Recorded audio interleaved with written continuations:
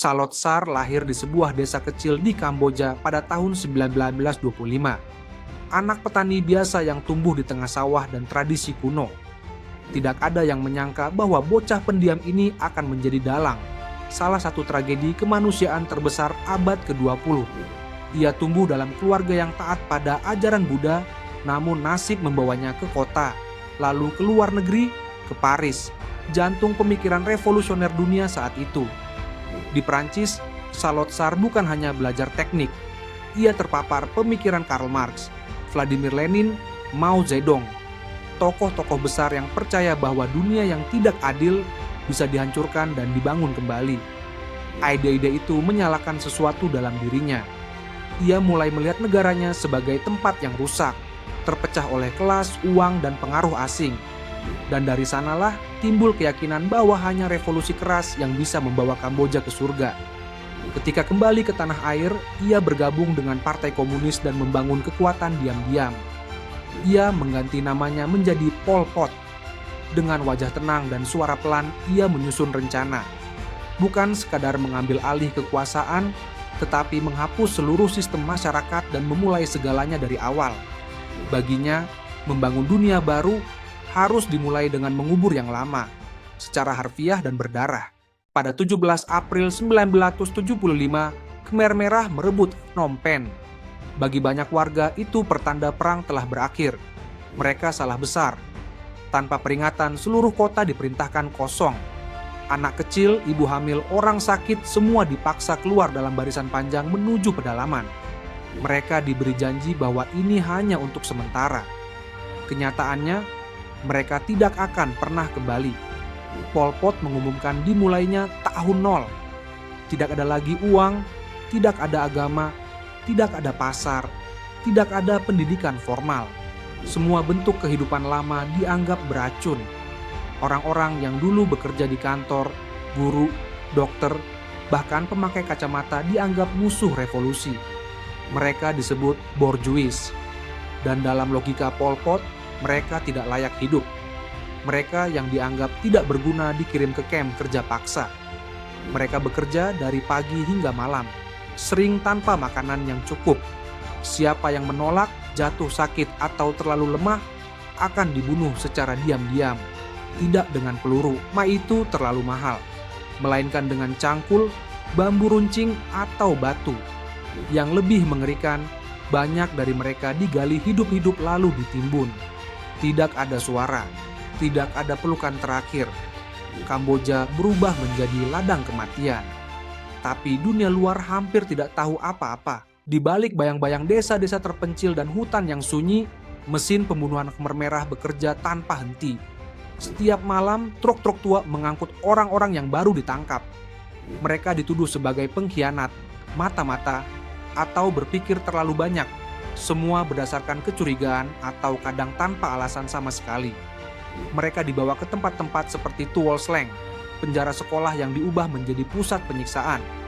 Di sana, korban diinterogasi, dipaksa mengaku, lalu diseret ke ladang pembantaian. Di tempat seperti Choeung Ek, lubang-lubang besar digali sebagai kuburan massal. Musik diputar keras dari speaker tua, agar jeritan korban tak terdengar oleh desa sekitar. Yang paling memilukan, anak-anak juga dibunuh. Dalam logika Pol Pot, rumput harus dicabut hingga ke akarnya. Ia yakin bahwa jika orang tua dianggap musuh revolusi, maka anak-anaknya juga harus dimusnahkan. Ia tidak melihat mereka sebagai manusia, tetapi sebagai ancaman masa depan. Tidak ada catatan pasti berapa yang tewas, tapi diperkirakan lebih dari 1,7 juta jiwa melayang, 1/4 dari seluruh penduduk Kamboja saat itu.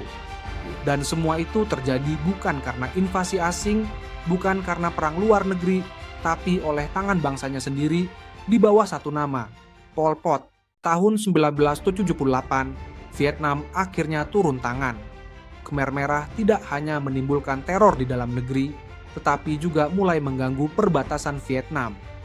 Dalam waktu singkat, tentara Vietnam masuk dan merebut Phnom Penh. Rezim Pol Pot tumbang, tapi ia tidak ditangkap.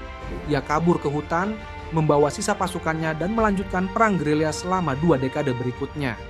Ironisnya, meski sudah melakukan genosida, Pol Pot dan Khmer Merah masih mendapat pengakuan internasional. Selama Perang Dingin, dunia lebih sibuk menjaga keseimbangan politik daripada membela korban.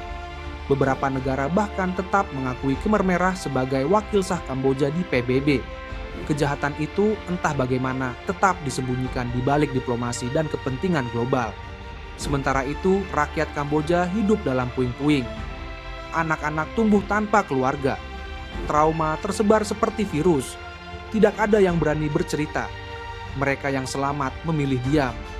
Tidak karena lupa, tetapi karena luka itu terlalu dalam untuk disuarakan. Kamboja tidak hanya kehilangan jutaan nyawa, ia kehilangan rasa percaya pada kemanusiaan. Tahun 1947, Pol Pot ditangkap, tapi bukan oleh pengadilan, bukan oleh dunia internasional, bahkan bukan oleh rakyatnya sendiri, melainkan oleh faksi Khmer Merah yang berselisih. Ia hanya dikenai tahanan rumah di sebuah desa kecil di perbatasan Thailand-Kamboja. Tidak ada persidangan, tidak ada pengakuan bersalah. Setahun kemudian, pada 1998, Pol Pot meninggal. Kata para pengikutnya, ia wafat dalam tidur. Kata sebagian lainnya, ia diracun agar tidak membuka mulut. Tapi yang jelas, ia mati tanpa pernah benar-benar mempertanggungjawabkan perbuatannya. Tidak ada air mata penyesalan, tidak ada kata maaf, tidak ada wajah keadilan. Jenazahnya dibakar di atas tumpukan ban bekas, tanpa upacara, tanpa penghormatan, tapi juga tanpa pengadilan. Dunia menyaksikan seorang tokoh yang telah memusnahkan hampir 2 juta nyawa, pergi begitu saja, seperti debu yang tertiup angin. Tapi mayat-mayat yang ia tinggalkan tidak hilang. Tengkorak-tengkorak itu masih ada, disusun dalam lemari kaca dipajang di museum, bukan untuk balas dendam, tapi agar dunia ingat, agar manusia tahu seberapa jauh kita bisa jatuh jika kekuasaan dijalankan tanpa hati. Pol Pot tidak datang membawa senjata, ia datang membawa mimpi tentang kesetaraan, tentang surga bagi rakyat. Tapi di balik kata-kata itu, tersembunyi obsesi gila dan keyakinan tunggal bahwa caranya adalah satu-satunya jalan. Ia tidak melihat manusia sebagai jiwa, melainkan sebagai alat atau ancaman.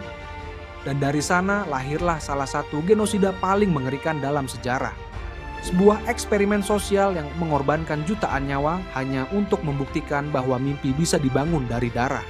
Bahwa surga bisa diciptakan jika cukup banyak orang yang disingkirkan. Hari ini Kamboja masih berdiri, tapi masih menyimpan bekas luka yang dalam. Ladang pembantaian itu kini jadi tempat wisata sejarah. Bukan untuk menakuti, tapi untuk mengingatkan. Karena sejarah tidak boleh dilupakan. Dan keheningan adalah ruang subur bagi kejahatan untuk terulang. Jika kamu percaya bahwa sejarah harus terus diceritakan agar dunia tidak mengulang kesalahannya, klik tombol suka, tinggalkan komentarmu, dan berlangganan channel Biografi Kilat. Karena di balik kisah kelam masa lalu, tersimpan pelajaran penting bagi masa depan.